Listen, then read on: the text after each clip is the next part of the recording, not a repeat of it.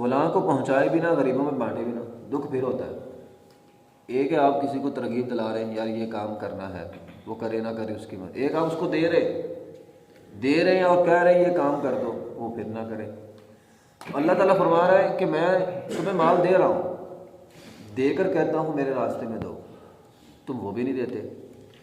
مال میرا ہے لیکن دیتے نہیں ہو۔ من فضلہ، مال تو اللہ کا فضل ہے۔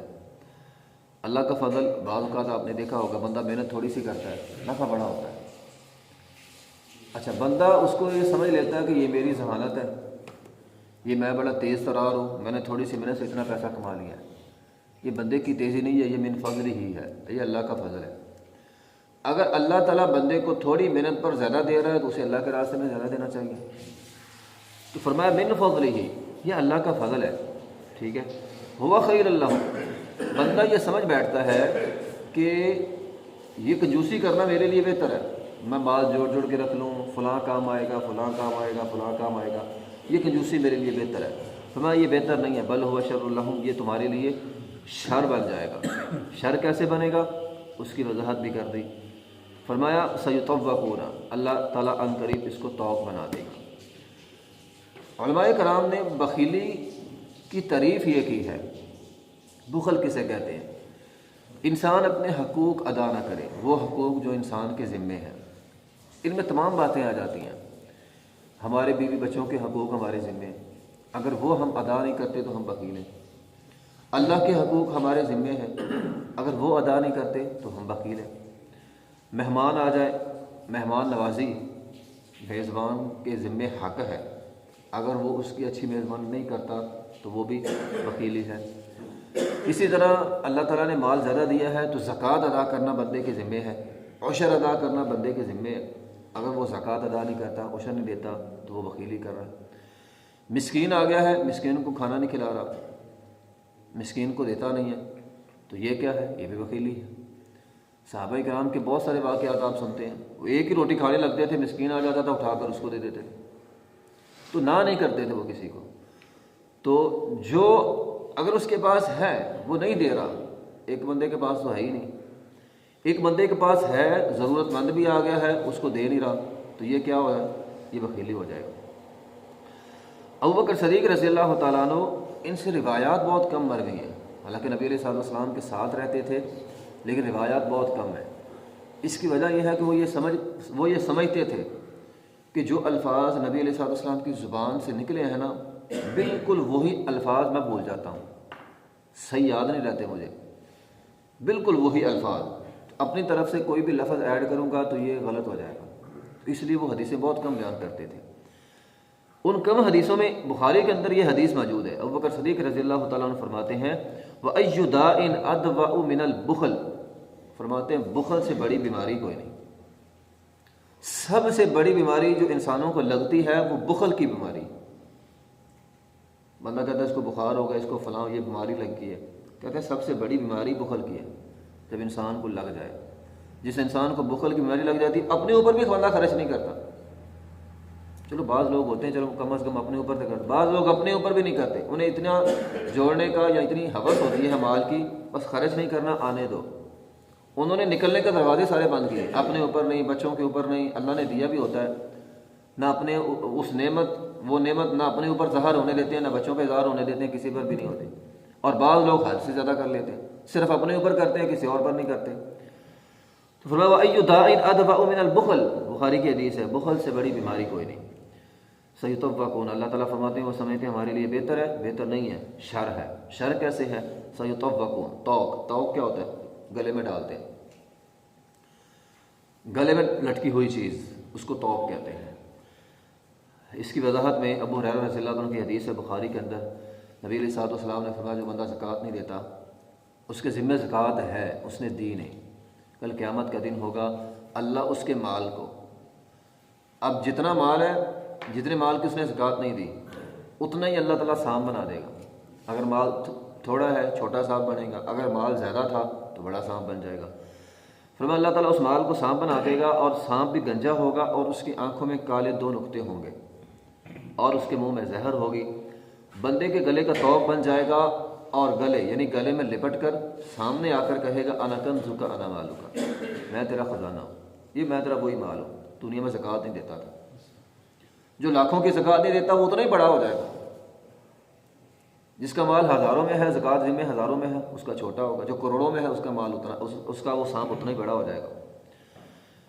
پھر ایک حدیث میں ہے نبی علیہ الصلوۃ والسلام نے فرمایا اللہ تعالیٰ اس مال کو، وہ جو زکوٰۃ کا مال وہ کھا گیا، زکوٰۃ کا مال کھا گیا، زکوٰۃ کا مال یہ نہیں کسی نے زکوٰۃ دی، اس نے اپنی دینی تھی، اس نے اپنی زکوٰۃ دینی تھی، اپنا عشر دینا تھا، اس نے دیا نہیں، وہ اپنے اوپر لگا لیا، اللہ کے راستے میں دینا تھا اپنے اوپر لگا لیا۔ اللہ تعالیٰ اس مال کو جہنم کے اندر سکے بنا بنا کے جہنم کے اندر گرم کر کے اللہ پیٹھوں پہ لگائے گا، بندے کو داغے گا، گرم جیسا لوہے کے ساتھ کسی کو داغا جاتا ہے تو اللہ تعالیٰ ایسے داغے گا۔ اور ایک اور حدیث میں آتا ہے جس کے پاس سواریاں ہیں، مثلا یہ اونٹوں کی زکوٰۃ نہیں دیتا، بکریوں کی زکوٰۃ نہیں دیتا، گائے کی زکوٰۃ نہیں دیتا، اللہ تعالیٰ ان جانوروں کو بندے کو لٹا دے گا، میدان محشر کا دن 500 سال 5000 سال کا دن ہے، اللہ تعالیٰ کہے گا اس کے اوپر سے گزرو، اور یہ اس کی سزا ہے۔ جس نے 5 اونٹ تھے وہ 5 اونٹ بار بار اس کے اوپر سے گزری جا رہے ہیں۔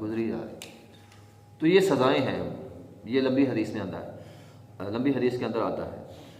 تو بہرحال وہ سیطوقون ما بخلوا به، وہ مال بخلوا به جس کے ساتھ وہ بخل کرتے تھے، یوم القیامہ قیامت کے دن اللہ تعالیٰ گلے کا طوق بنا دے گا۔ تو بخیل بندے کو اللہ پسند نہیں کرتا، قرآن کے اندر ہے وَأَمَّا مَن بَخِلَ وَاسْتَغْنَىٰ وَأَمَّا مَن بَخِلَ وَاسْتَغْنَىٰ، اللہ تعالیٰ فرماتے ہیں یہ بخل میں اس کو پسند نہیں کرتا، اور آگے چل کر اللہ تعالیٰ فرماتے ہیں وَمَا يُغْنِي عَنْهُ مَالُهُ إِذَا تَرَدَّىٰ، یہ تیری بخیلی، یہ تیرا مال تجھے اس وقت نہیں بچائے گا جب تو گڑھے میں گرے گا۔ گڑھے سے مراد جہنم کا گڑھا۔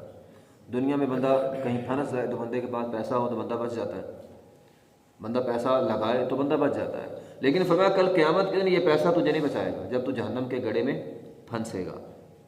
اس کے برعکس اللہ تعالیٰ صدقہ کرنے والے کو، یہ سخی بندے کو پسند کرتے ہیں۔ حدیث میں نبی علیہ الصلوۃ والسلام نے فرمایا اللہ سخی کو اپنے قریب کرتا ہے، اور اللہ حکم کرتا ہے سخی اللہ کے قریب، اللہ کے بندوں کے قریب، جنت کے قریب، اور بخیل اللہ سے دور، اللہ کے بندوں سے دور اور جہنم کے قریب۔ یعنی بخیل اس کے الٹ ہو گیا، سخی اس کے الٹ ہو گیا۔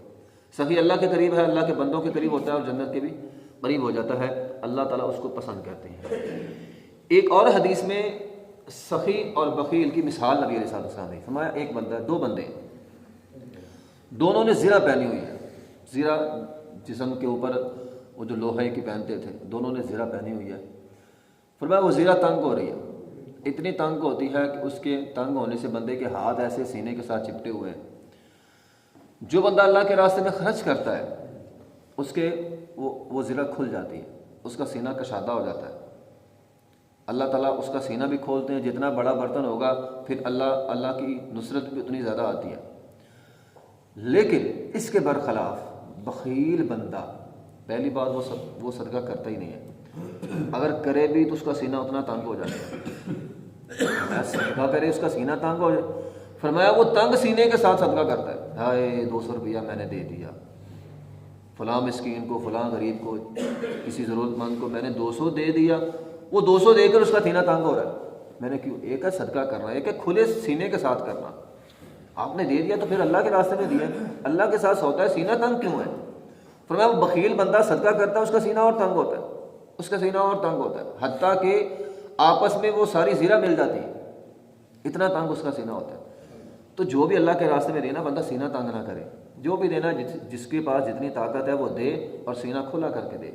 جتنا بڑا برتن ہوگا اس کے اندر اتنی زیادہ چیز آتی ہے، تو فرمایا وہ جتنا دے گا اللہ تعالیٰ اس کا سینہ اتنا کھولے گا، اور اللہ کی رحمت، اللہ کی نصرت اتنی ہی اس کے سینے کے اندر جو ہے وہ آئے گی۔